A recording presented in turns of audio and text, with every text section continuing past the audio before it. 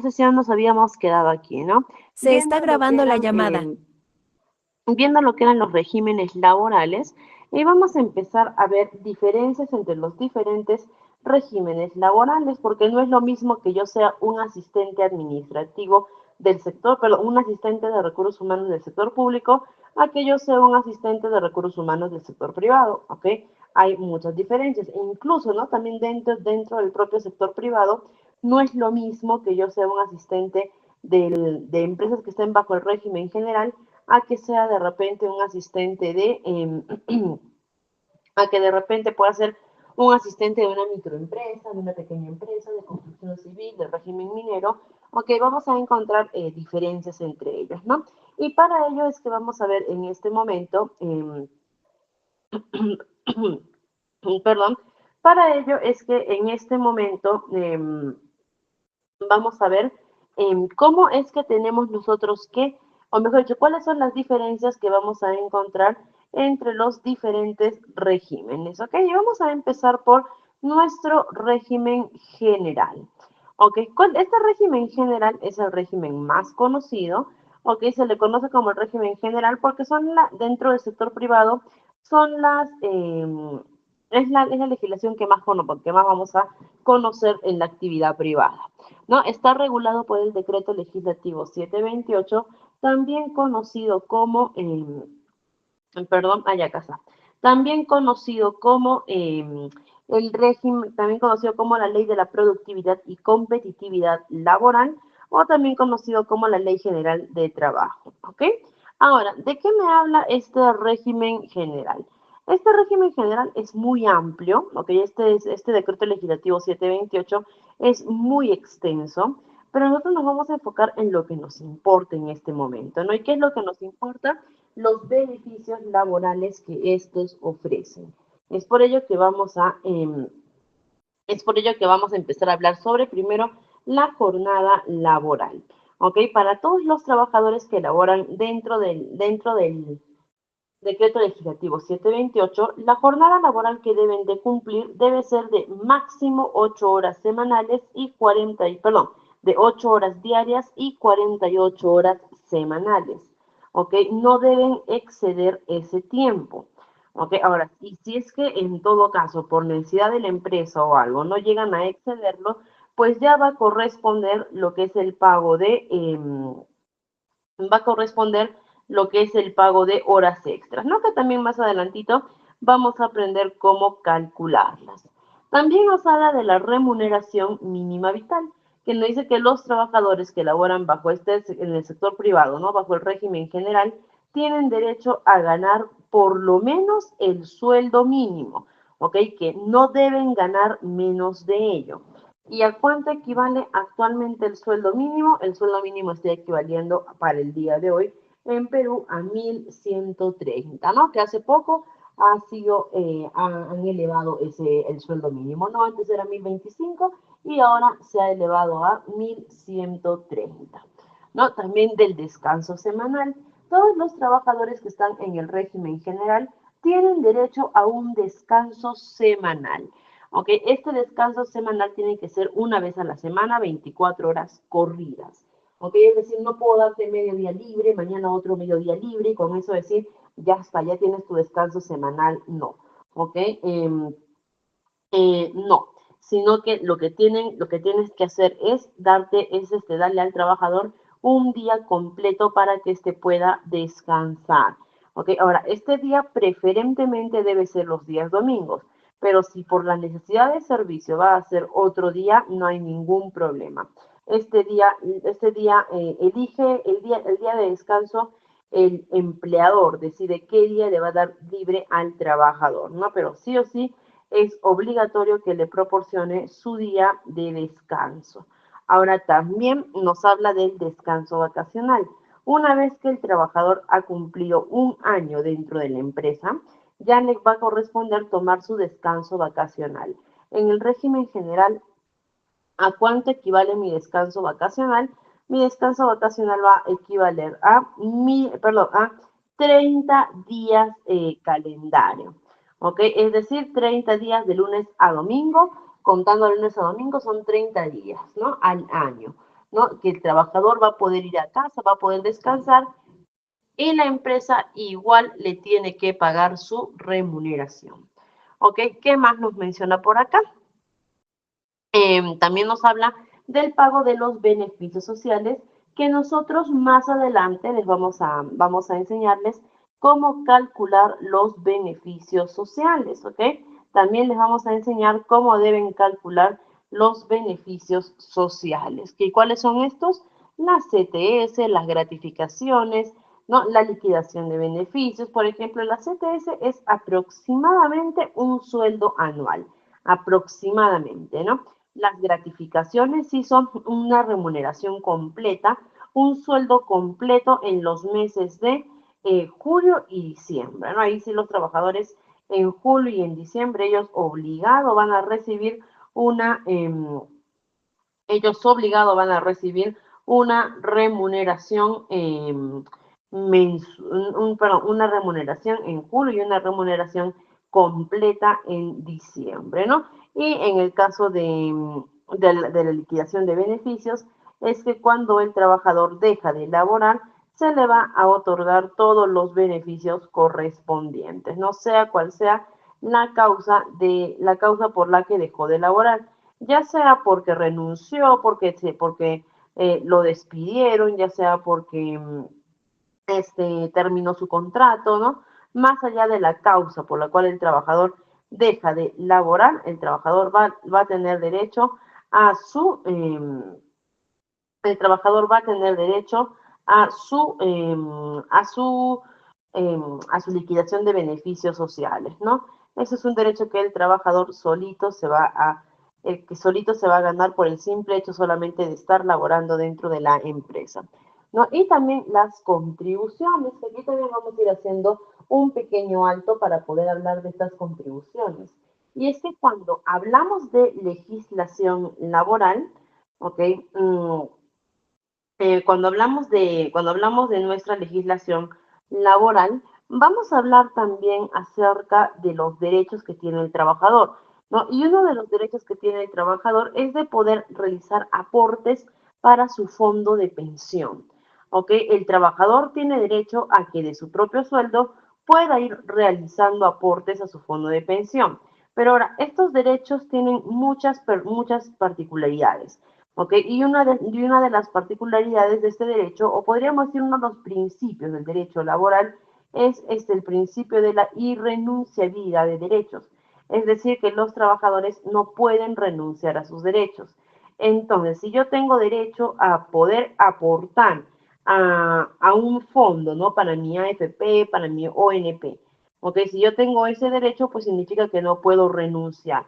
Es decir, yo como trabajador podré ir un día a mi empresa, ¿no? Y decirle, ¿saben qué? Yo no deseo aportar ni a la AFP ni a la ONP, así que no me lo consideren. No, no voy a hacer ese aporte, no. Obligatoriamente yo tengo que hacer ese aporte, ¿no? Ahora, el fondo de pensión, eso sí, más bien, ¿no? Ese fondo de pensión ya yo lo elijo, ¿no? Ahora, ¿cuáles son los tipos de fondo de pensión que tenemos? Vamos a encontrar que tenemos dos esencialmente, la AFP y la ONP. ¿Qué significa AFP? Administradoras de fondo de pensión, o también conocida como el sistema privado de pensiones. Y también vamos a tener las ONPs, que son la ONP, que es la Oficina de Normalización Previsional, que también se le llama el Sistema Nacional o el Sistema Nacional de Pensiones, ¿no? Y cómo funcionan cada una de ellas, ¿no? Por ejemplo, ¿cómo funciona la ONP? La ONP es el Sistema Nacional de Pensiones, es decir, que es regulado por el propio Estado. ¿Y cómo funciona? ¿No? Es como un fondo de donación, ¿ok? Donde todos los trabajadores que pertenecen a la ONP en este momento, todos van a aportar al mismo fondo. Es como que todo se te va a retener mensualmente el, el 13% de tu sueldo, ¿ok? Y ese 13% va a ir a una cuenta en común con otras personas que también pertenecen a la ONP, ¿no? Con otras personas que también pertenecen a la ONP, van a juntar todo su dinero en la misma cuenta. Y después de esta cuenta en común en la que todos están juntando, vamos a empezar a sacar el dinero para pagarle a los actuales jubilados, ¿no? Es decir, los jubilados, los actuales jubilados que están en la ONP, ¿de dónde reciben su fondo de pensión? Ellos reciben su fondo de pensión del dinero que están aportando los actuales trabajadores. Uy, perdón. Uy, ¿qué pasó? Acá está, ya. Ellos reciben su fondo de pensión del dinero que están aportando los actuales trabajadores. Y es por ello que se le conoce como un fondo de donación, ¿ok? Porque de alguna manera se puede decir que tú estás donando ese dinero a los actuales jubilados. Y cuando a ti ya te toque jubilarte, pues igual, vas a recibir tu pensión de lo que en ese momento estén aportando los actuales trabajadores, ¿no? Es por ello que nunca vamos a ver que haya, que digan, va a haber, así como en la AFP que decían, vamos a hacer retiro de las AFPs, ¿no? Nunca vamos a ver que la ONP diga, van a hacer retiro de tus aportes, ¿no? ¿Por qué? Porque tus aportes ya no existen, ¿ok? Todo lo que tú has aportado en la ONP no lo tienes guardado. Todos esos aportes, ya, ¿quién los tiene en este momento? En este momento los aportes los tienen los actuales jubilados, ¿ok? Así que no existe un fondo de ahorros de tu AFP. ¿Ok? Es importante mencionar ello. ¿Ok? Ahora también por aquí vamos a ver, perdón, no existe un fondo de ahorro de tu ONP, ¿no? Ese dinero ya ha sido donado y ya lo están gozando los actuales jubilados. A diferencia de la AFP, que la AFP sí es el sistema privado de pensiones. ¿Ok? ¿Y cómo funciona este sistema privado de pensiones? O estas administradoras de fondo de pensión, al trabajador se le va a descontar mensualmente el 10%. Y adicional también se le va a descontar un seguro, ¿no? ¿Por qué le vamos a descontar adicionalmente al trabajador un seguro, ¿no? Porque de alguna manera nosotros estamos asegurando su dinero, ¿no? Entonces, la AFP está guardando su dinero y la AFP quiere tener podríamos decir, ¿no? La certeza o la seguridad de que si es que algo llegase a pasar con el trabajador, este dinero va a estar a buen recaudo. Y por eso lo pagamos a través de un seguro que actualmente para el 2025 está equivaliendo algo de, no me acuerdo si 1.33 o 1.37. Ya no me acuerdo bien, pero ha bajado un poco porque para el 2024 el monto del seguro era 1.7, ¿no? Ahora para este 2025 ha bajado ese es un poquito menos, ¿ok? Y en general, entonces en general es, bueno, este 10%, porque solamente un 10% se va a tu fondo de pensión, es como una cuenta de ahorros propia que el trabajador va a tener. ¿Y qué hace el trabajador con esta cuenta de ahorros propia, no? Va juntando el dinero y al final, ese trabajador, cuando llegue el momento de jubilarse, su jubilación va a salir del mismo dinero del cual él ha estado ahorrando, ¿no?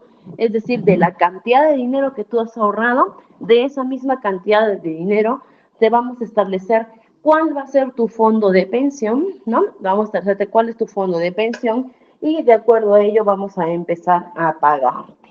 ¿Ok? Entonces, básicamente es eso, ¿no? Las AFPs, las ONPs, que es lo que te van a asegurar tu fondo de pensión, ¿no? Ahora, como habíamos mencionado, este es un derecho que tienen los trabajadores y es un derecho irrenunciable.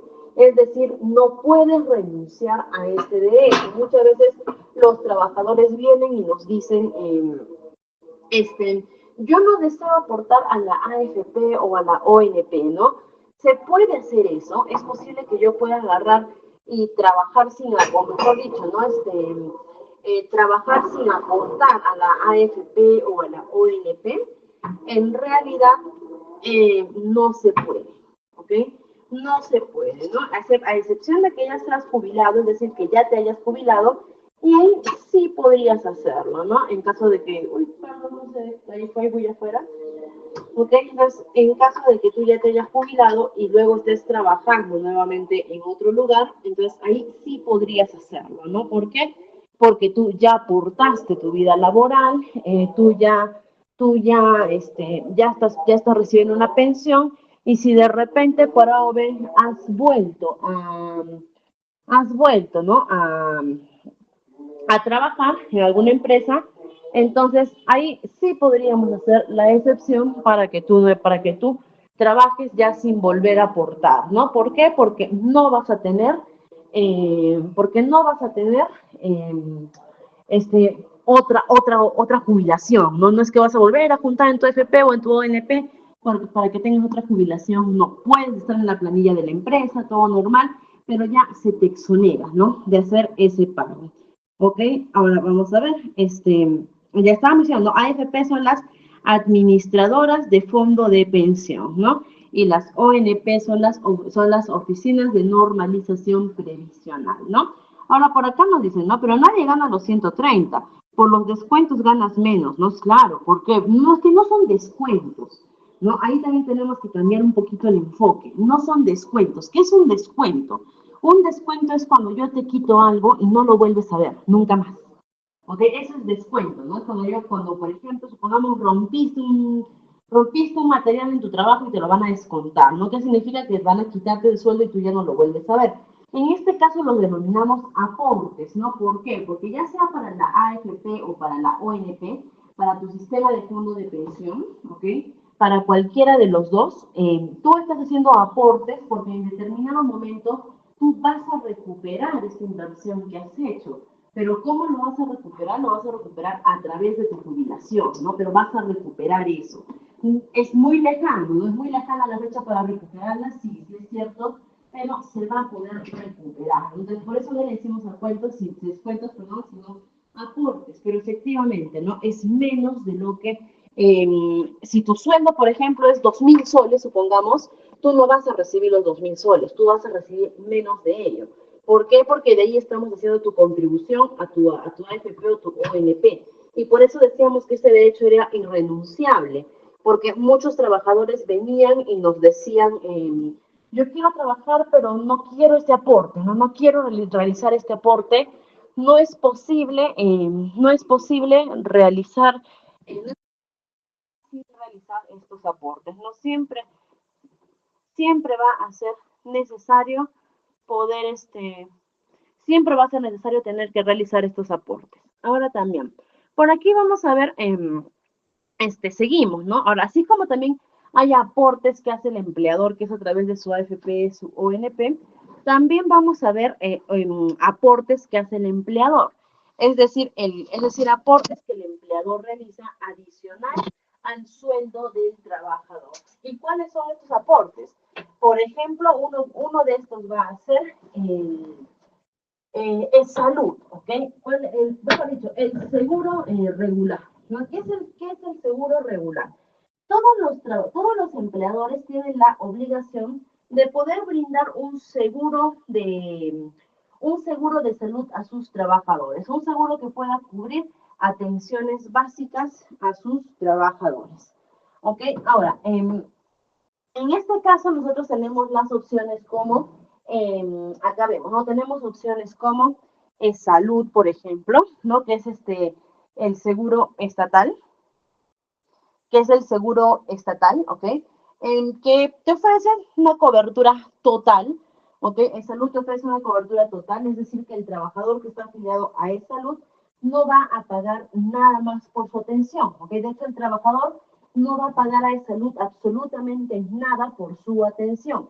Quien hace ese aporte es el empleador, ¿ok? ¿Y cuánto aporta el empleador para el seguro del trabajador? El empleador va a aportar el 9% del sueldo del trabajador. Es decir, si tú ganas 1.000 soles, ¿ok? El empleador tiene que aportar el 9%. Es decir, el empleador va a pagar 90 soles más por ti para tu seguro, ¿no? Y como repetimos, este seguro tiene una cobertura integral, ¿ok? Es decir, este seguro no tiene que ser ningún cobro más adicional al trabajador, ¿ok? No tienen que cobrarte por medicamentos o de repente por hospitalizaciones, nada de ello, ¿no? Y este seguro no solamente es de cobertura para el trabajador, sino también para sus derechohabientes. ¿Y quiénes son los derechohabientes de un trabajador? ¿Ok? Son sus familiares directos. En este caso, no van a ser los hijos o hijas menores de edad, ¿ok? Hijos, hijas menores de edad, es decir, menores de 18 años, o el esposo, la esposa, o el que se tiene registrado conviviente de la persona, ¿ok? En este caso, esas personas sí van a tener, ellos también van a tener la cobertura al seguro, ¿no? Ahora, hace poco, hace un par de años, no, un año y un par de meses más, ok, se indicó de que ahora también los hijos mayores de edad, también ellos pueden gozar del seguro de salud. Ellos también van a poder seguir gozando del seguro de salud. Es decir, si mi hijo tiene más de 18 años, ¿va a poder gozar del seguro de salud todavía? Sí, pero bajo ciertas condiciones. ¿Cuáles van a ser las condiciones? Que mi hijo mayor de edad sí tenga menos de 28 años. ¿Ok? Primera condición. Segunda condición, que mi hijo mayor de edad, ¿ok? No tenga su propia carga familiar. Es decir, que mi hijo o mi hija no tenga su propio hijo, ¿no? Y lo más importante, que siga llevando estudios superiores, estudios básicos o superiores, ¿no? Es decir, que siga cursando de repente la educación básica, el colegio, básicamente, ¿ok? O que también esté estudiando en algún instituto o en la universidad, ¿ok? Si me cumple con esos requisitos, mi hijo va a poder seguir siendo asegurado, ¿no? Y acá también tener cuidado, porque a veces vienen algunos trabajadores y nos dicen, a las áreas de recursos humanos nos dicen, un favor, mi hijo todavía puede seguir con el seguro de salud, ¿no? Porque, bueno, en este caso mi hijo tiene 28 años, no, supongamos ya 25 años, y está llevando una especialidad adicional, ¿no? O mi hijo tiene 26 años y está llevando una maestría, está llevando un doctorado, ¿no? Esos ya no son estudios superiores, esos son estudios de posgrado.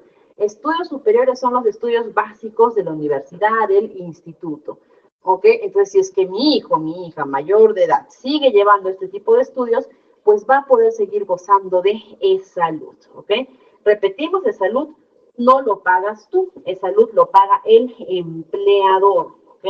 El empleador, eso no te lo van a descontar a ti, es decir, básicamente, ¿no? Si es que tú ganas 2,000 soles, ya supongamos, a la empresa, a tu empleador, tú no le cuestas 2,000 soles, tú le cuestas más de los 2,000 soles, ¿ok? Tú le estás costando al empleador aproximadamente 2,000 soles más un 9%, ¿no es cierto? Que es para salud. Pero tú no vas a percibir los 2,000 soles que te paga la empresa, ¿no? Sino que tú vas a percibir menos de ello, ¿no? ¿Por qué? Porque estás haciendo tu aporte a la AFP o a la ONP, ¿no? Entonces, haciendo tu aporte, entonces tú también vas a percibir menos de ello, ¿no? Entonces, nos damos cuenta, ¿no? De que en realidad el sueldo es referencial, porque en las realidades a la empresa le cuestas más y tú como trabajador percibes menos, ¿no? Por eso los sueldos son aquí bastantes referenciales, ¿no? Ahora también, miren, por acá nos dicen, ¿no? A ver, vamos a ver, nos dicen, ¿qué pasa si tengo un trabajador? ¿Qué pasa si tengo un trabajador de 45 años que por primera vez ingresa sus planillas? Por sus años no podrá acumular, por su edad no podrá acumular años de jubilación. ¿Se puede considerar en estos casos? No. Siempre. Así el trabajador nunca haya estado en una planilla, ok, sea la primera vez que está ingresando, ¿no? Y supongamos que el trabajador tiene 60 años de repente, 50 años, ¿no? Hasta que ese trabajador oficialmente no esté jubilado, tiene que aportar, ¿no? Una vez que llegan a la edad de jubilación, que es los 65 años, que ya pueden jubilarse voluntariamente, ahí sí, a partir de esa edad, que es la edad de jubilación, ellos ya recién van a poder trabajar sin aportar a la AFP o la ONP, ¿no?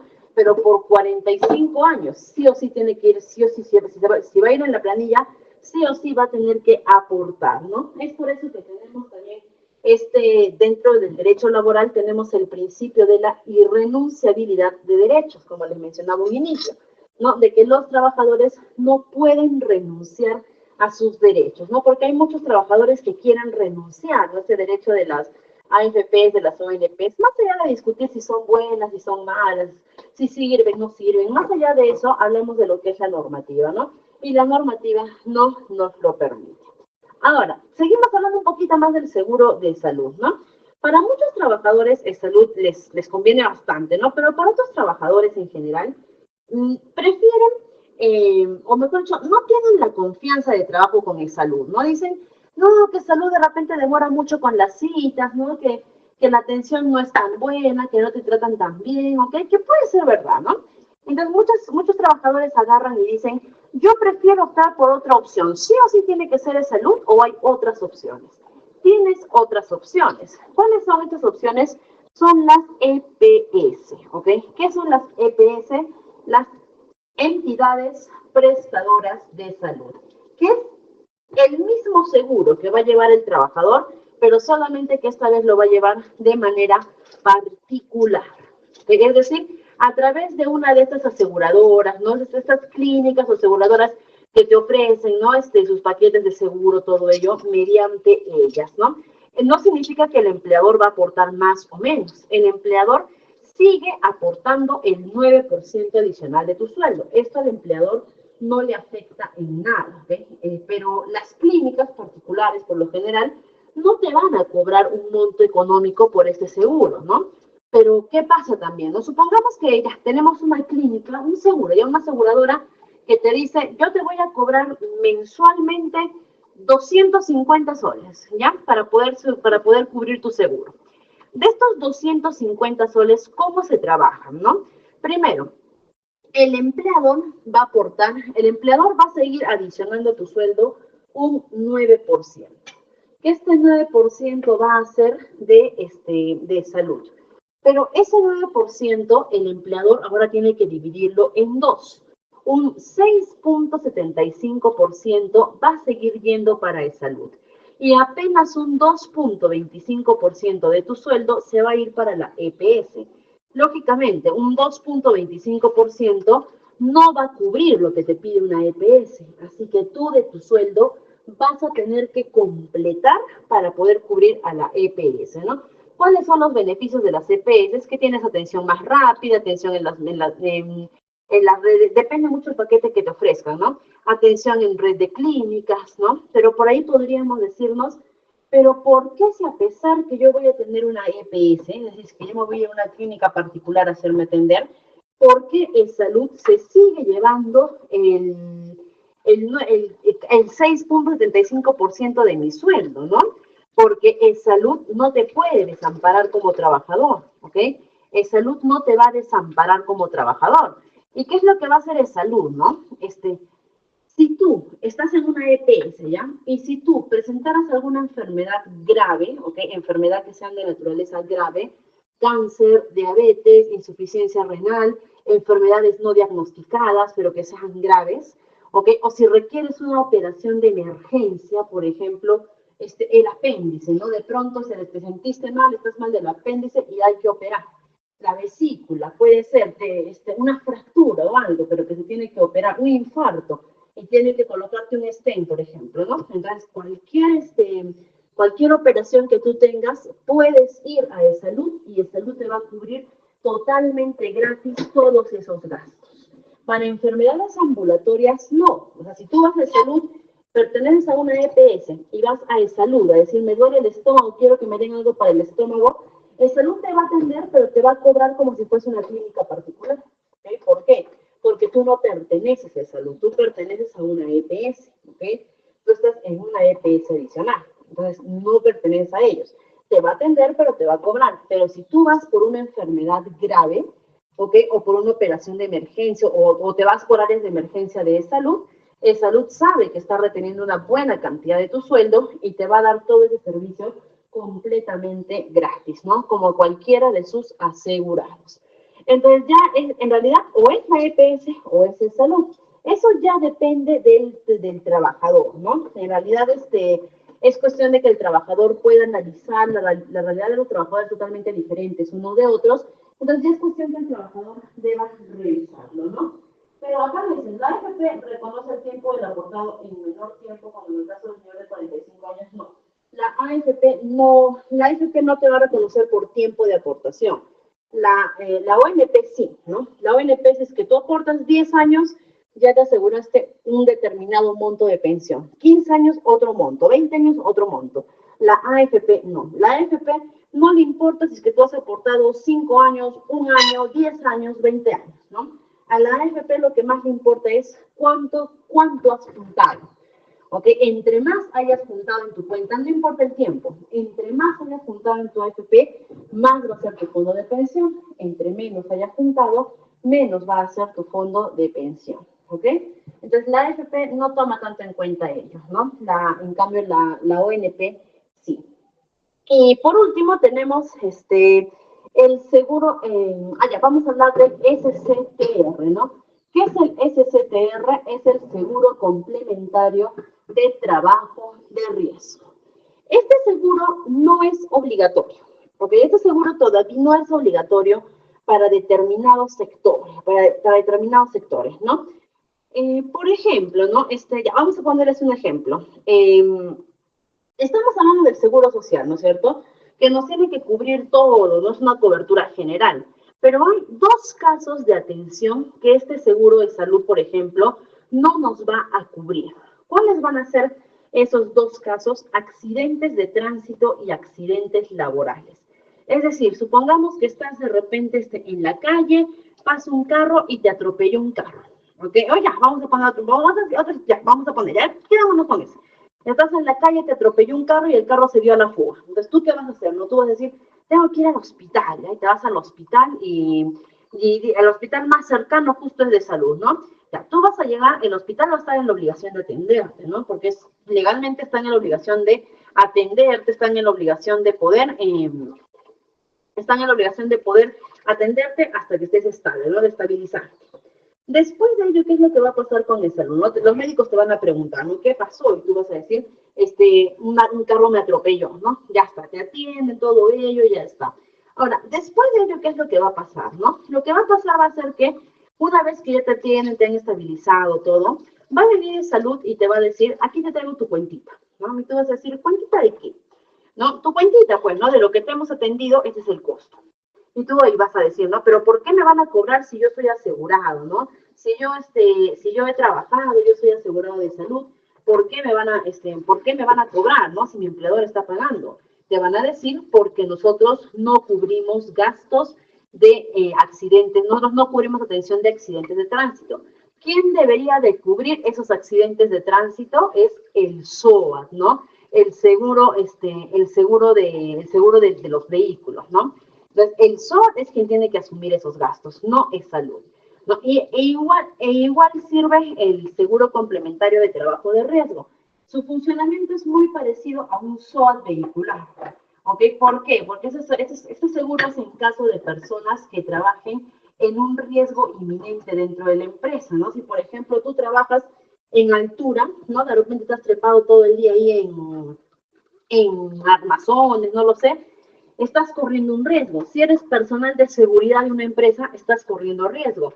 Si estás expuesto de repente a químicos, estás corriendo riesgo, ¿no? Si de repente tu trabajo es viajando, trabajas en una minera de repente, ¿no? Y tu trabajo es viajar, ¿ok? Entonces estás expuesto a un riesgo. Es decir, que te puedes accidentar, te puede pasar algo en cualquier momento y la empresa está en la obligación de colocarte este seguro, ¿no? ¿Por qué?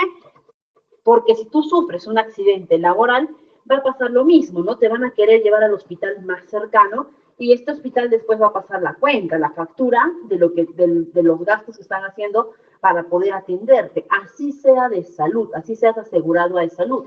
¿Ok? Esto te va a pasar la lista, ¿no? Y después de ello te van a decir, ya, ok, ven aquí, vamos a ver tu costo de atención, ¿no? A ver, ¿cuánto te está costando esto, ¿no? Listo. ¿Quién asume eso? El seguro complementario de trabajo de riesgo.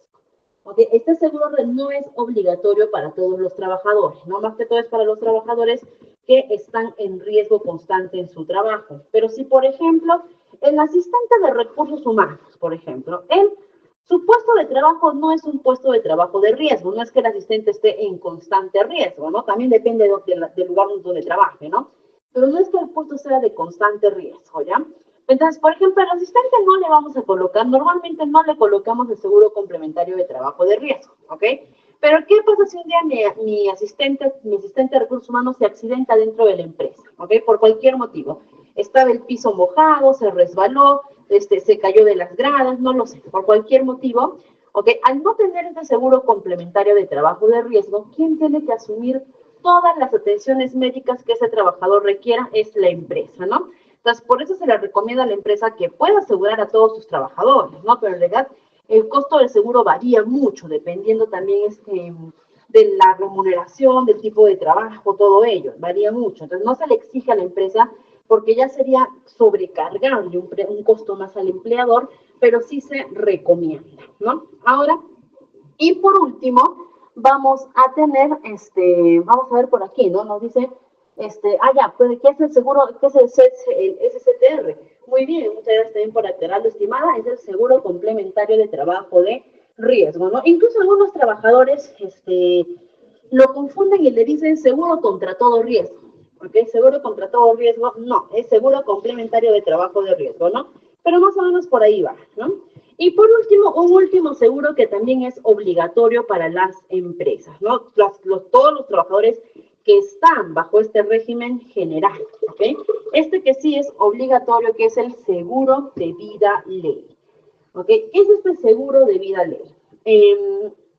Antes de este seguro de vida ley, recién aplicaba para los trabajadores que iban trabajando 4 años en la empresa. Es decir, si tú cumplías 4 años trabajando en tu empresa, ¿ok? Ya a partir del 4.º año ya tenía que corresponderte este seguro, ¿no? Ahora, este seguro cambió su normativa. ¿Cómo? A raíz de un accidente laboral que hubo en el año 2019, si no me equivoco, en la empresa Arcos Dorados, ¿ok? Que es la empresa esta que funciona con McDonald's, ¿no? Y con otras cadenas de restaurantes rápidos en las que dos chicos así de 18 años, una chica, eran una parejita de enamoraditos ellos, ¿no? Estaban trabajando, habían entrado a trabajar ahí por un trabajo de verano, ¿no? Estaban trabajando los chicos ahí y les tocó hacer cierre en la noche de su empresa. ¿Ok? ¿Y qué pasó con estos chicos? ¿No? Que lamentablemente estos chicos, al momento de hacer el cierre, se pusieron a limpiar toda su área de trabajo bueno, por ahí había una máquina, una freidora, no lo sé bien, pero que contenía electricidad, ¿no? Y al mismo tiempo que estaban raspando esta máquina que tenía corriente, tiraron agua para baldear el local, ¿no? Y lógicamente se electrocutaron estos chicos, ¿no? Primero se electrocutó uno de ellos y luego me parece que la pareja, ¿no? Por querer ayudar, también fue y se electrocutó y ambos fallecieron. Entonces fue a raíz de este accidente laboral que se hizo la modificación de este seguro de vida ley y que se empezó a aplicar que a partir de la fecha todos los trabajadores que ingresan desde el primer día de trabajo ya deben de contar con su seguro complementario de trabajo, con su seguro de vida ley. ¿Y qué es ese seguro de vida ley? Su mismo nombre lo dice, es un seguro de vida. ¿Okay? Es un seguro de vida que le da una cobertura económica y protección al trabajador ante la muerte. ¿Okay? Es decir, el trabajador, en caso que el trabajador muera, va a tener este seguro que lo va a poder amparar bajo cualquiera de estas circunstancias, ¿no? Sobre todo circunstancias de muerte. Ahora, este seguro de vida ley, ¿qué nos dice, no? Si tú falleces en algún accidente, ¿okay? Si tú tienes una muerte accidental, te va a corresponder, el seguro te va a pagar hasta 32 remuneraciones de las que percibías, ¿ok? Si tú mueres en un accidente, ya sea fuera o un accidente laboral, te va a corresponder hasta 32 remuneraciones de las que te correspondían. Y si mueres por causa natural, te va a corresponder hasta 16 remuneraciones. ¿Ok? Eso es lo que nos habla este seguro de vida ley, ¿no? Nos dice que es un seguro de vida, es decir, que nos brinda protección en caso de muerte y nos dice, ¿no? Si mueres en un accidente, tus familiares, tú ya no, ¿no? Pero tus familiares van a percibir hasta 32 remuneraciones tuyas, ¿no? Y si mueres a causa natural, les va a corresponder hasta 16 remuneraciones, ¿no? Y aquí, por ejemplo, yo les cuento una anécdota que tuve, dos anécdotas en realidad, que tuve con este seguro de vida ley, ¿ok? Por ejemplo, miren, la primera de ellas, ¿no?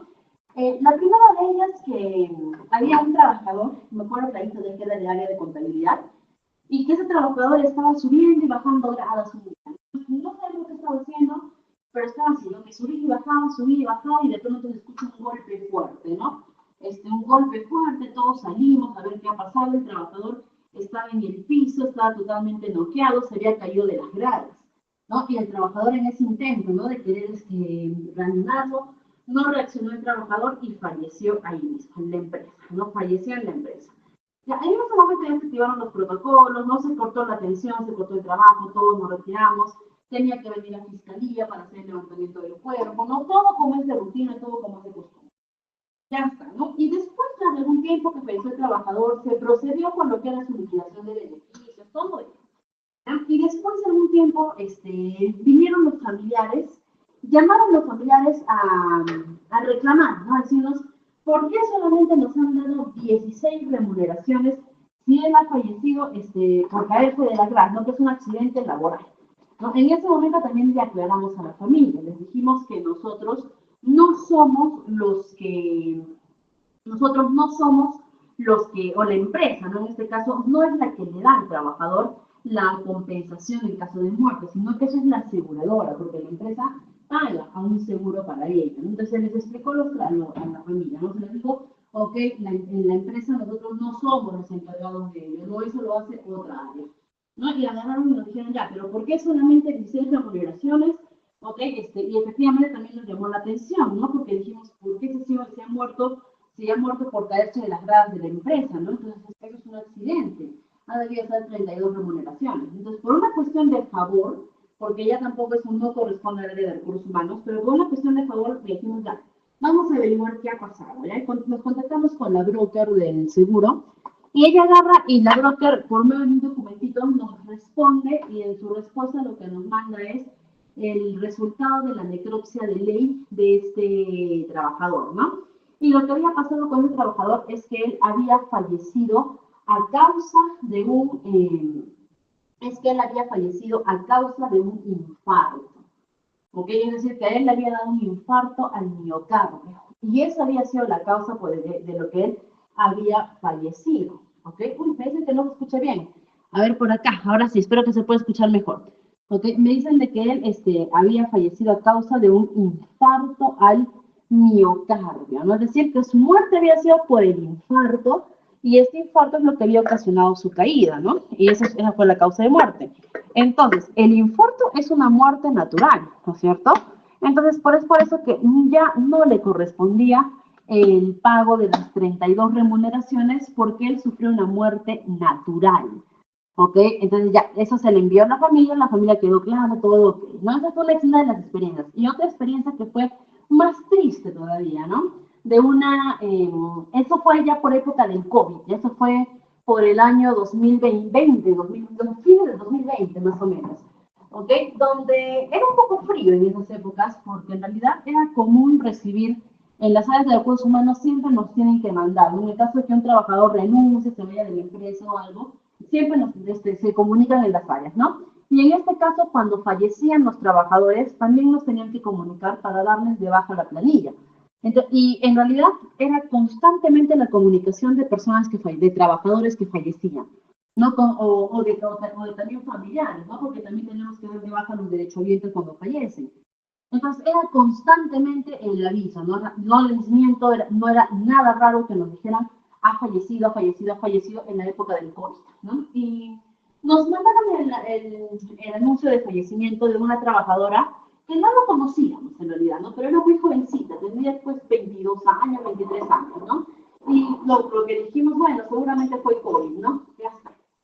Y ya, bueno, falleció todo ello, ya se le dio la baja todo, y luego la mamá la mamá de este trabajador nos contacta por diferentes temas, pero uno de los temas era precisamente este seguro complementario, ¿no? Que a ella le habían dicho de que hay un seguro que le corresponde a su hija, ¿no? De un seguro de 32 sueldos, ¿no? Y le decimos, ya, eso lo tienen que ver con la broker, ¿no? Le dijimos, pero, ¿de cuál ha sido la causa de fallecimiento? Porque de acuerdo a ello, es que también se establece, ¿no? Es que también se establece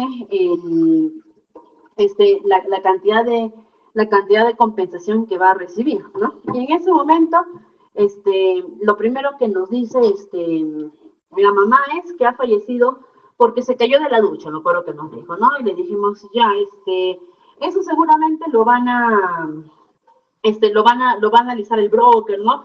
Porque eso es considerado como muerte accidental, ¿no? Y dijimos, entonces seguramente lo van a ver, ¿no?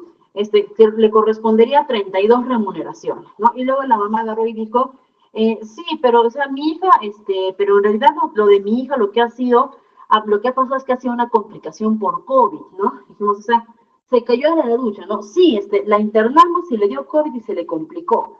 Ah, ya, eso varía, lo dijo, eso varía en algo, ¿no? La remuneración, o bueno, la compensación, y le dijimos sí, porque eso ya sería por muerte natural, ¿no? Y que serían 32, que serían 16 remuneraciones. Nos dijeron, ah, ya, pues ya, listo, ¿no? Y después de eso, le mandamos a la broker también del seguro para que pueda ver ese tema, ¿no? Y la broker del seguro nos respondió de que a la familia ya se había, de que el seguro no le correspondía dar nada a la familia por el seguro de vida ley, ¿no? Le dijimos, ¿por qué? Y dijeron, porque eso ya la broker nos lo dijo como algo muy de ella, ¿no? No algo de la empresa, ¿no? Sino como algo muy de ella. Nos dijo, no le corresponde porque la causa de muerte ha sido suicidio, ¿no? Al parecer esta trabajadora, no sabemos bajo qué circunstancias, pero se había suicidado, ¿no? Y eso ya había estado ya en una necropsia de ley, ya había sido establecido, y el suicidio no se considera ni muerte accidental ni muerte natural, no se considera como muerte provocada. Y el seguro de vida ley ante la muerte provocada, ante la muerte provocada, el seguro de vida ley no va a dar cobertura, ¿ok? Entonces también es muy, muy importante que nosotros podamos leer, ¿no?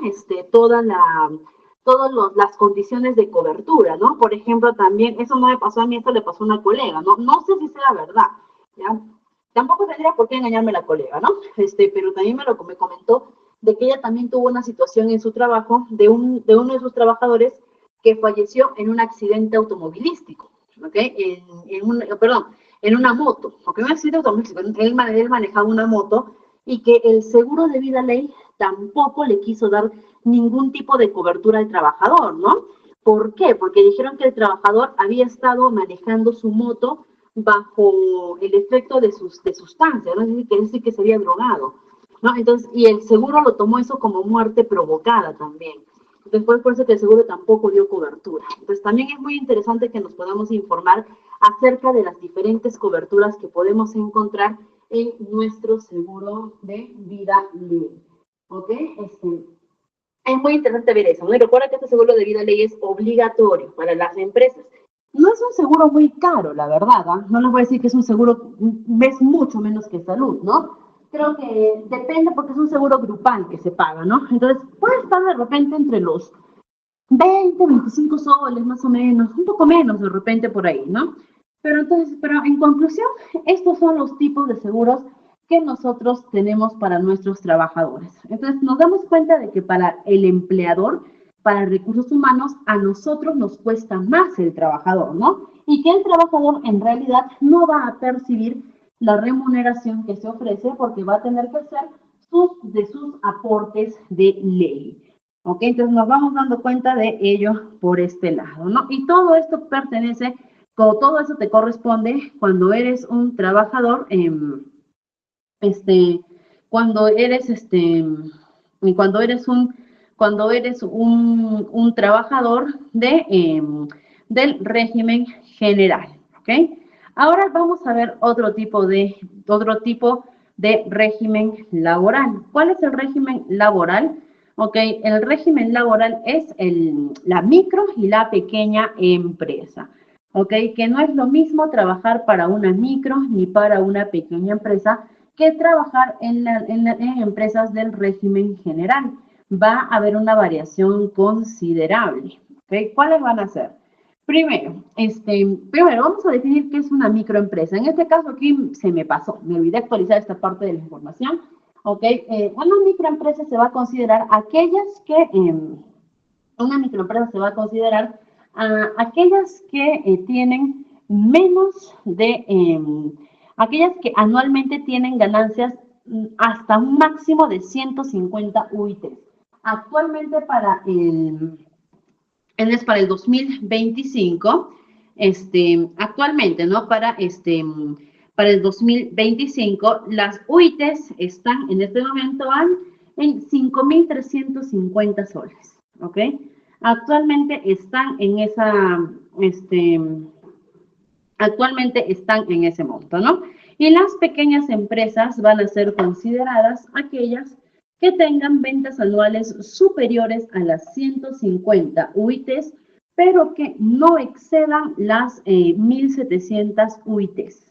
¿Ok? Entonces, ese es nuestro tope, ¿no? Que para las micro y para las pequeñas empresas. Ahora, las microempresas también tienen un límite de trabajadores, ¿ok? Las microempresas no pueden tener más de 10 trabajadores. 10 trabajadores es su tope, ¿ok? Pero las pequeñas empresas no tienen límites de trabajadores, ¿ok? Las pequeñas empresas, ellas sí pueden tener la cantidad de trabajadores que necesiten. Ahora, primero vamos a ver los beneficios laborales que ambas tienen iguales. Y después ya vamos a ir viendo las diferencias, ¿no? Empezamos por las igualdades. Por ejemplo, acá nos menciona, ¿no? La remuneración mínima vital, que igual es para ambas, el trabajador que labora en cualquiera de las dos, ¿no? Que está laborando a tiempo completo, le va a corresponder por lo menos sus 1.130 soles, ¿no? Que es lo mínimo que puede ganar, ¿ok? También su jornada laboral, ¿ok? Que es de 8 horas diarias y 48 horas semanales. Si es que excede esa jornada, pues ya se le tendría que abonar lo que es el pago de horas extras, ¿no? Ahora también, al igual que el régimen general, ¿no? También tiene derecho a un día de descanso semanal. Este día de descanso semanal tiene que ser 24 horas corridas, preferentemente los días domingos, pero si no es así, puede ser cualquier otro día, ¿no? Eso ya lo determina el empleador, ¿ok? Hasta aquí vemos que son muy similares, son idénticos, perdón, en cuanto al parecido con las empresas del régimen general, pero a partir de aquí ya arrancan las diferencias. ¿Cuáles son algunas diferencias que vamos a encontrar, ¿no? Por ejemplo, uno nos dice, el descanso vacacional anual. En el régimen general eran 30 días. Aquí no van a ser 30 días. Aquí el descanso el descanso vacacional anual va a ser de 15 días. Es decir, el trabajador que laboró un año completo le va a corresponder su descanso de 15 días, ¿ok? Al año. Ahora también nos dice, los trabajadores de la microempresa no van a tener derecho a las CTS, ¿ok? Es decir, si yo soy un trabajador de la microempresa, no voy a tener derecho a la CTS. ¿Qué es la CTS? La compensación por tiempo de servicios. Lo vamos a ir viendo poco a poco, ¿ok? No van a tener derecho a ello, ¿no? También nos menciona, los trabajadores de la microempresa tampoco tienen derecho a sus gratificaciones legales. Es decir, sus gratificaciones que suelen recibir a mitad de año, a fin de año, no van a recibir. La microempresa no tiene estos beneficios, ¿ok? La microempresa tampoco, por acá vamos a ver, ¿ok? Los trabajadores de la microempresa, en cuanto a los aportes, ¿no? Los trabajadores de la microempresa están obligados a aportar a su fondo de pensión, ya sea la AFP o la ONP, que ya hemos hablado de ellos. Los trabajadores de la microempresa sí o sí tienen que aportar a su fondo de pensión, ¿no? También los trabajadores de la microempresa, para los seguros, a ellos no les corresponde el seguro de vida ley. Tampoco va a corresponder el seguro complementario de trabajo de riesgo, a menos que el trabajo sea de riesgo inminente, que sí tendrían que colocarlo, ¿no? Y los trabajadores de la microempresa no van a estar en la obligación de estar en salud. La empresa sí tiene que darles un seguro médico, ¿ok? Eso sí, pero no tiene que ser obligatoriamente salud, ¿no? La microempresa o los empleadores de la microempresa pueden afiliar a sus trabajadores al SIS familiar subsidiado. ¿Qué es el SIS? El Sistema Integral de Salud, ¿no? Que es un sistema de salud para toda la población en general. Todos aquellos que no tienen ningún otro tipo de seguro médico, pues tienen este seguro, el SIS, ¿no? Para todos. En este caso, el SIS tiene categorías y una de sus categorías es ¿no? El de la atención integral para los trabajadores de la microempresa, ¿no? ¿Y cuánto el trabajador y el empleador cuánto va a pagar por cada trabajador? En el salud, normalmente, el empleador paga el 9% del sueldo de cada trabajador. Para el SIS familiar subsidiado, vamos a pagar 15 soles, vamos a pagar 15 soles mensuales por cada trabajador, ¿ok? Es decir, no importa que mi trabajador gane el mínimo, que gane 10,000 soles, yo solamente voy a pagar por mis trabajadores 15 soles mensuales por su seguro. Es por eso que este beneficio solamente lo tiene la microempresa. ¿Por qué? Porque como la microempresa es una empresa micro, ¿no? Que no tiene ganancias muy grandes y de una empresa, pues, ¿qué es lo más caro que tiene una empresa? Es su planilla de personal. Entonces, de alguna manera, ¿no? Para que la microempresa se pueda apoyar, es que los beneficios al personal son realmente reducidos. Y si vemos de la pequeña empresa, ahora vamos a ver la pequeña empresa, cuáles son sus beneficios. De la pequeña empresa sí va a tener CTS, pero ¿cuánto va a ser? La mitad de la CTS que normalmente se percibe, ¿no? Es decir, hablamos de medio sueldo al año. Después también vamos a ver de las gratificaciones. La pequeña empresa sí va a recibir gratificaciones, pero estas gratificaciones van a ser la mitad, ¿no? Es decir, la gratificación para el régimen general es un sueldo completo. Para la pequeña empresa va a ser la mitad, va a ser medio sueldo por gratificación. ¿Ok? Ahora, la pequeña empresa, ellos ya no tienen la opción de ir al SIS familiar subsidiado. La pequeña empresa, ellos sí o sí tienen que irse a salud, o si ellos lo consideran necesario, pueden irse a una EPS. ¿Ok? Pueden irse a una EPS, ¿no? Si es que ellos lo consideran necesario. ¿Ok? Pero también pueden irse a salud. ¿Ok? Entonces, como nos damos cuenta, podríamos decir que quienes tienen los beneficios completos son los trabajadores del régimen general, ¿no? Ellos son los que tienen los beneficios completos, ¿no? La pequeña empresa podríamos decir que tiene la mitad de beneficios y la microempresa casi no tiene ningún beneficio más que las vacaciones, ¿no? Entonces ya nos damos cuenta de que si yo soy un asistente de recursos humanos, no va a ser lo mismo que yo trabaje en una microempresa, a que yo trabaje en una pequeña empresa o a que yo trabaje en una empresa de régimen general, ¿no? Que definitivamente van a haber diferencias entre cada una de ellas, ¿no? Y nos vamos todavía, pero aún así, ¿no? Todavía entre microempresa, pequeña empresa, régimen general, aún así todavía podemos encontrar similitudes. Pero ahora nos vamos a ir a otro régimen donde ya vamos a ver que es un mundo completamente diferente. Estamos hablando del régimen de construcción civil, que está normada por el Decreto Legislativo 727. ¿Ok? ¿De qué nos habla este régimen de construcción civil, no? Son todos los trabajadores que laboran en áreas de construcción o que son contratados por estas áreas de construcción. ¿Ok? Ahora, dentro de este régimen de construcción civil, sí vamos a ver que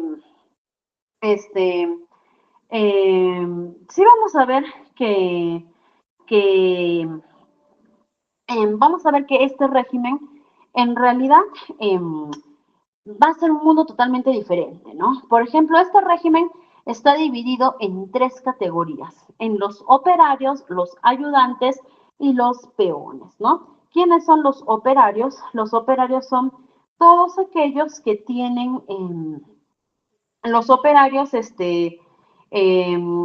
Perdón, muchas gracias, Alexandra, ¿no? A ver, deben tener seguro de vida. Sí, es verdad, tiene toda la razón. Que hace poco justo también a una microempresa a la que estoy asesorando, sí les indicaron que debían tener lo que era el seguro de vida, ¿ok? Sí, justamente, recién hace poco la SUNAFIL ha empezado a exigir lo que es el seguro de vida, ¿ok? Que también es lo correcto, ¿ok? Porque en realidad, como les mencioné, el seguro de vida no es tan caro como un seguro de salud, ¿no? Es un seguro grupal, ¿ok? Entonces, más que grupal no, sino que entre más trabajadores tengas, te dan mejor opción a que mejor tarifa, por así decirlo, de seguro, ¿ok? Ahora, los operarios son todos aquellos, como acá lo dice, ¿no? Diferentes funciones. Maquinistas, albañiles, carpinteros, pintores, hasta choferes incluso, ¿no? Que ellos han sido calificados con alguna especialidad en el ramo. Porque ellos han llevado cursos, ellos han llevado especializaciones sobre su ramo, han sido evaluados, ¿okay? Y han llegado a la calificación adecuada para poder ser operarios. Los ayudantes o los oficiales son aquellos que también tienen preparación, ¿okay? Profesional o técnico profesional en ello, pero que en su evaluación no han llegado al puntaje adecuado, ¿no? Y al no haber llegado a ese puntaje adecuado, es que se han quedado en esta categoría de oficiales, ¿okay? Y por último tenemos a los peones, ¿no? Que los peones son todos aquellos que no son calificados en el tramo, ¿ok? Y que los tenemos ahí para diferentes actividades de apoyo, ¿ok? Entonces, ellos son los peones, ¿ok? Ahora, ¿por qué es importante la calificación de estos, ¿no? Porque ellos tienen escalas remunerativas, ¿ok?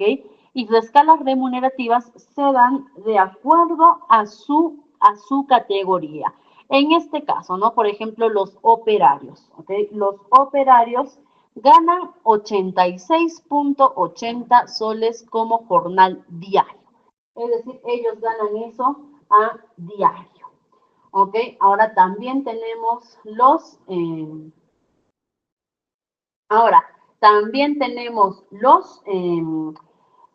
oficiales, ¿no? Los oficiales, ellos ganan diario 68.10 soles, ¿ok? Y los peones, que ellos ganan diario 61.30 soles, ¿ok? Que esa va a ser las remuneraciones, los jornales diarios que ellos ganan. Ahora, esta escala remunerativa tiene topes, tiene cambios, ¿ok? Cada cuánto se dan los cambios, ¿no? Anualmente. Por ejemplo, actualmente esta escala está vigente desde el 1 de junio hasta el 31 de mayo del 2025, ¿no? Ya para el primero de junio del 2025, pues se establecerá una nueva escala remunerativa, ¿no? Y que esta nueva escala remunerativa ya va a ser, lo más probable que sea superior, ¿no? Porque constantemente estas escalas están en constante crecimiento, ¿no? Ahora, algunos beneficios que ellos reciben. Ellos, adicional al sueldo que ellos perciben, ¿okay? Adicional a este sueldo, ellos también van a recibir lo que es la bonificación unificada de construcción, que es también conocida como el BUC, ¿ok? Que es básicamente por la complejidad del trabajo que ellos tienen, reciben un adicional, ¿no? También van a recibir lo que es el BAE, ¿ok? Que es el BAE, ¿ok? Es la bonificación por alta especialización, que es cuando ellos llevan algún curso que puede ser brindado por la misma empresa o también por Senati, ¿no? Por el Servicio Nacional Servicio Nacional de Adiestramiento del Trabajo Industrial, ¿ok? Que ellos también pueden, dar esta certificación, ¿ok? En la que una vez que los trabajadores pasan, ¿no? De diferentes, de esta especialización, reciben un bono adicional, ¿no? Ahora, también los trabajadores de construcción civil, si es que ellos llevan trabajando durante todo un año en la misma obra, ¿ok? Si es que ellos llevan trabajando todo un año en la misma obra, entonces ellos también les va a corresponder sus vacaciones, que van a ser igual a 30 días anuales, ¿ok? 30 días anuales. Pero en caso que la obra concluya antes de que ellos cumplen el año de servicios, pues a ellos también les va a corresponder lo que va a ser la liquidación vacacional, ¿no? Es decir, hasta donde trabajaste, hasta ahí te pago lo que te correspondía de vacaciones.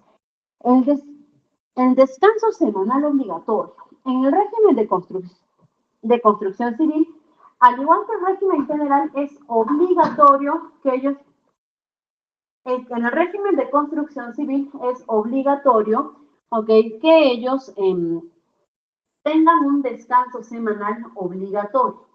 ¿Ok? Puede ser cualquier día de la semana, preferentemente los domingos, pero aquí es donde entra un poquito la diferencia, ¿no? Que en el régimen general, en tu día del descanso vacacional, a ti no se te va a pagar, perdón, en el régimen general, en tu descanso vacacional, a ti no te van a descontar nada, ¿ok? No te van a descontar nada.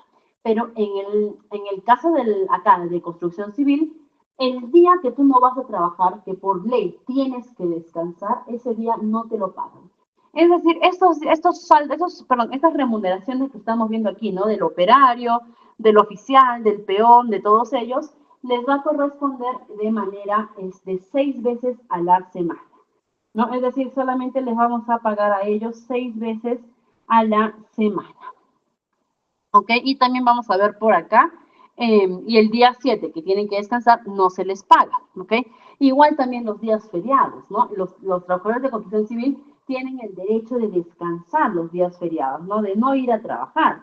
Pero en caso, ¿no? De que, perdón, ya que como ellos no van a ir a trabajar ese día, pues tampoco se les paga, ¿ok? Ellos tampoco se les va a pagar ese monto, ¿no? Entonces, como nos damos cuenta también, eso a ellos, por ejemplo, les resulta perjudicial en realidad, ¿ok? Ellos sí les va a resultar perjudicial, ¿no? Es por eso que vemos que los trabajadores de construcción civil normalmente no pueden regirse solamente a un solo trabajo, ¿no? Sino que ellos tienen que estar a veces en varios trabajos, ¿no? Pero repetimos, estas escalas nacionales es el mínimo que ellos pueden ganar, no significa que todos los trabajadores del régimen de construcción civil ganan así, no. O que si yo contrato tengo que pagarle sí o sí ese monto. Esto es lo mínimo que ellos pueden ganar, ¿ok? De ahí ellos pueden ganar más todavía, ¿ok? Ahora también por acá, por ejemplo, sus gratificaciones, ¿no? En construcción civil y también ellos reciben gratificaciones por fiestas patrias y ellas también van a recibir gratificaciones por fiestas patrias y por los días feriados, ¿no? Y por Navidad, ¿no? ¿Y cuánto va a ser la gratificación para ellos?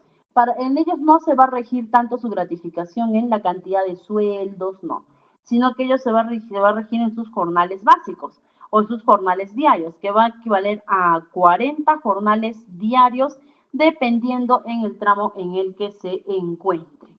¿Ok? Para ellos va a ser 40 jornales diarios. ¿Ok? Para cada una de sus gratificaciones. En el caso de este régimen de construcción civil, a ellos también les corresponde todos los seguros. En el caso del seguro complementario de trabajo de riesgo, ¿ok? A ellos sí también, en este caso, hace un momento decíamos, ¿no? Que era,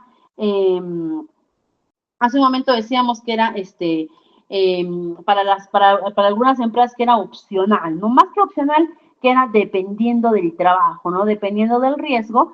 En el caso de construcción civil, sí o sí tienen que gozar con este seguro complementario de trabajo de riesgo.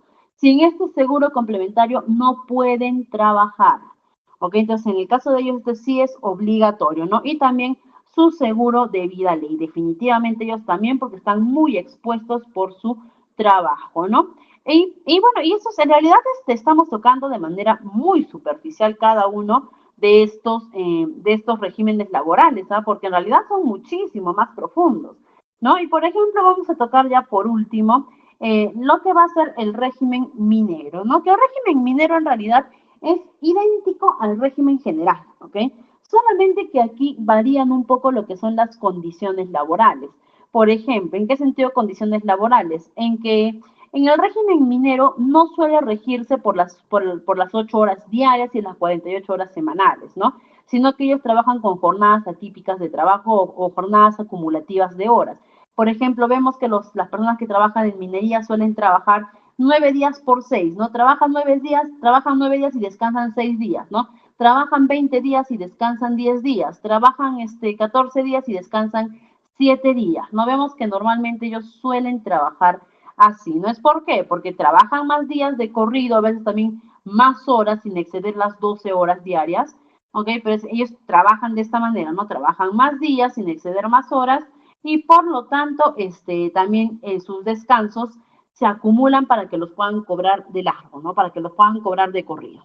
Entonces ellos también trabajan en base a ello, ¿no? Y también que mientras estén internados, porque estos trabajadores entran en la necesidad de internarse, mientras ellos se encuentren en internamiento, la empresa tiene que costear absolutamente todos los gastos que ellos generen.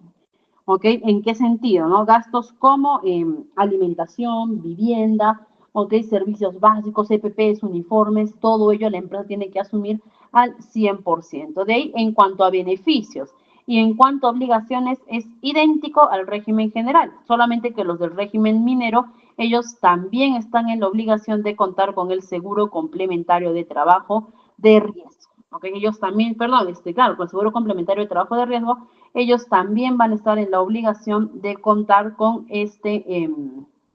ellos también van a estar en la obligación de contar con este seguro, ¿no?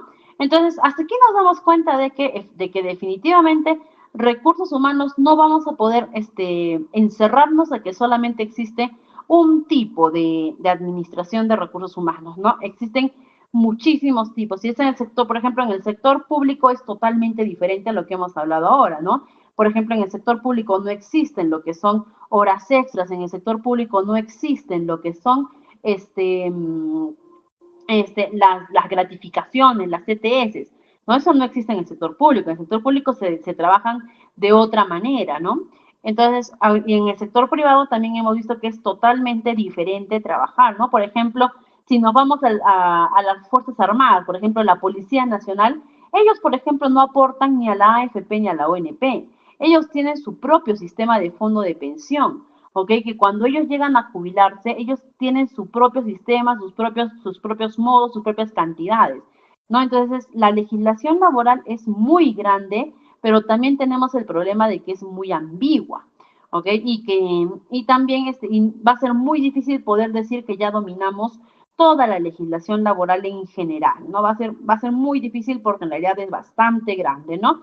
Pero nosotros, durante nuestro curso, hemos visto los diferentes regímenes de manera muy superficial porque nosotros lo que vamos a enfocarnos en el curso va a ser en el régimen general del sector privado, ¿no? Porque si quisiéramos trabajar de todo, ¿no? De todos los regímenes laborales, no nos alcanzarían las 2 sesiones, ¿no? Tendríamos que llevarnos por lo menos un semestre del curso, ¿no? Para poder trabajar y ni por eso, o sea, porque yo también enseño estos cursos semestrales, no alcanza el tiempo. ¿Ok? Entonces tendríamos que tener muchísimo más tiempo para poder trabajar en él. ¿Ok? Así que va a ser un poco difícil realmente que podamos ver todo ello, pero sí vamos a poder completar por lo menos lo que es el régimen general. ¿Ok? Vamos a poder ver ahora lo que va a ser nuestro régimen general. Y vamos a ver, ya para cerrar nuestra sesión el día de hoy, yo creo que todavía nos alcanza el tiempo. Vamos para cerrar nuestra sesión el día de hoy. Vamos a ver lo que son los derechos y deberes para los trabajadores, ¿ok? Y ya para nuestra siguiente sesión, que ya va a ser nuestra última sesión, vamos a ver todo lo que son los cálculos, ¿ok? Y por último también nuestra sesión de evaluación de personal, que es muy chiquita, ¿no? Pero ahorita vamos a ver lo que son los derechos y deberes de los trabajadores. Vamos a empezar por lo más sencillo, que es los deberes. ¿Cuáles son nuestros deberes como trabajadores? Es básicamente cumple tu trabajo. ¿Ok? Básicamente es eso, ¿no? Cumple tu trabajo. Si es que nos ponemos a analizar ahorita, ¿qué nos dice, no? Nos dice cumplir con las normas, utilizar adecuadamente uniforme, materiales, instrumentos, EPPs que nos puedan dar o nos puedan facilitar dentro de la empresa, ¿no?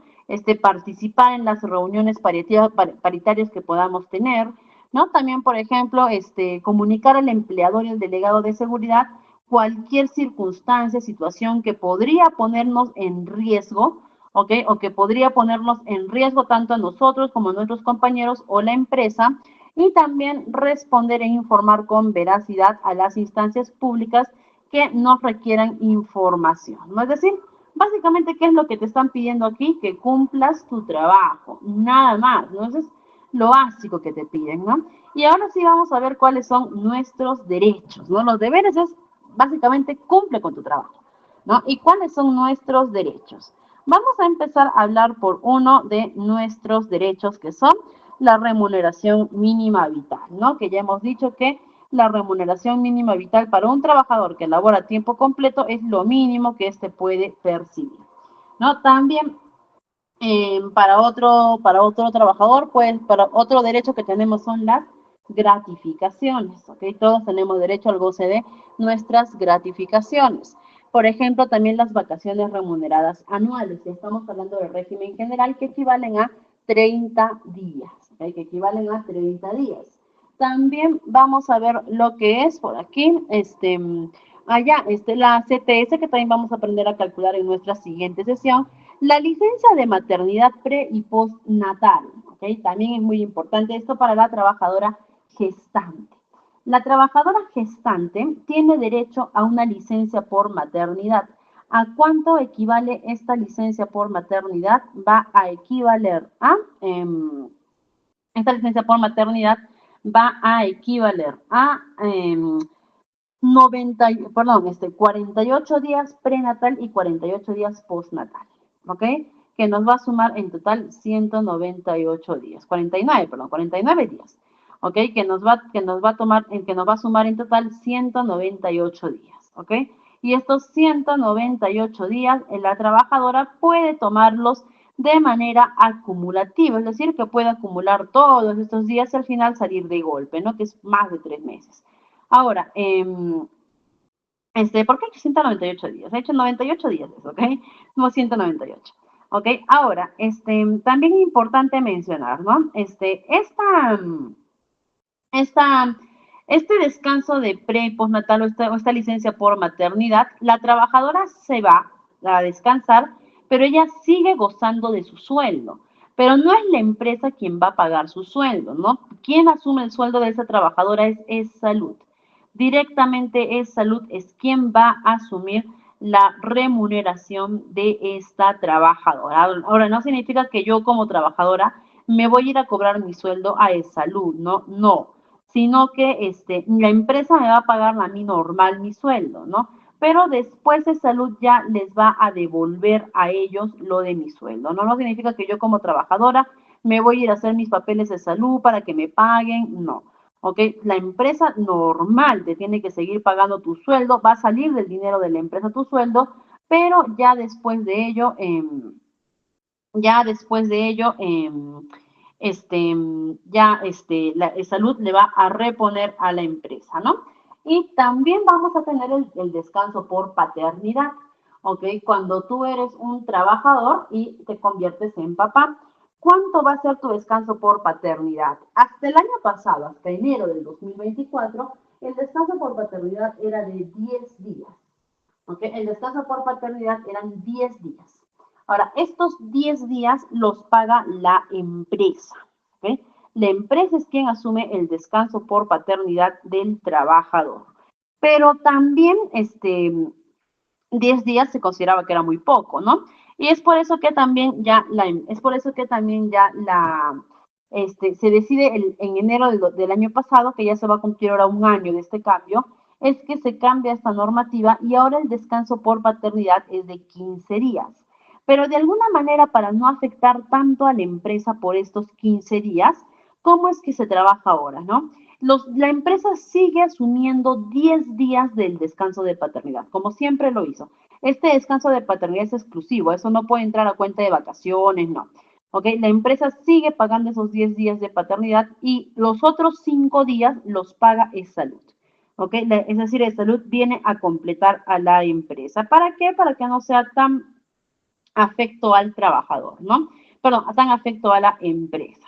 Entonces, también tenemos estas licencias. También tenemos, por ejemplo, la hora de refrigerio, ¿no? Que todos los trabajadores tienen derecho a un horario de refrigerio. ¿Cuánto es lo mínimo que se les puede dar? Es 45 minutos. Yo a mis trabajadores no les puedo dar menos de 45 minutos de refrigerio, ¿no? Y lo máximo lo que quiera darles. Por ejemplo, hay empresas que les gusta trabajar con horarios partidos. ¿A qué me refiero con horarios partidos? ¿No? Porque, por ejemplo, te hacen trabajar de 9 a 1 de la tarde, ¿no? Y de ahí te mandan a refrigerar 2, 3 horas, ¿no? Te mandan para que te vayas de 1 a 4 a refrigerar 3 horas de refrigerio y de ahí regreses de 4 a 8, ¿no? Es decir, es un poquito más tedioso, ¿no? Pero la empresa puede disponerlo así, ¿no? Pero lo mínimo que te pueden dar son 45 minutos. Y recuerda que este tiempo de refrigerio no está contemplado dentro de las 8 horas de trabajo. No es por eso que normalmente le preguntamos a alguien, ¿de qué hora trabajas, no? Ah, ya yo trabajo de 8 a 5 de la tarde, ¿no? A ver, saquemos cuentas, de 8 a 5 de la tarde, oiga, pero usted está trabajando 9 horas diarias, ¿no? No, no es que esté trabajando 9 horas diarias, ¿no? Sino que lo que pasa es que esa persona trabaja 8 horas y una es su hora de refrigerio, ¿no? Y esta hora de refrigerio no es pagada. Así que si tú en tu hora de refrigerio quieres salir de la empresa, estás en la libertad de poder hacerlo. ¿Ok? Supongamos que quieres irte de repente a aprovechar tu hora de refrigerio para hacer un trámite personal, puedes hacerlo. ¿Por qué? Porque no está contemplado dentro de las 8 horas y tampoco esta hora es pagada. Así que sí podrías usar ese tiempo para hacer otro tipo de actividades, ¿no? Y también vemos los seguros de salud, ¿no? Que también hemos visto que es un beneficio obligatorio que a todos en realidad les corresponde, ¿no? Ya hemos visto los diferentes tipos de seguro y acuérdate que el trabajador no paga estos seguros. Quien asume estos seguros son enteramente el empleador, ¿no? Y estimados, hasta aquí hemos llegado el día de hoy. En nuestra siguiente sesión vamos a terminar de ver todo nuestro siguiente módulo, nuestro módulo número 5, que es todo lo que todo lo que son cálculos de remuneraciones, y después ya vamos a poder empezar a ver lo que va a hacer. Vamos a poder empezar a ver ya para culminar evaluación de desempeño, que es una sesión muy, muy cortita. Así que conmigo, estimados, ha sido todo por el día de hoy. Los dejo con nuestro coordinador para que pueda darles indicaciones generales sobre nuestro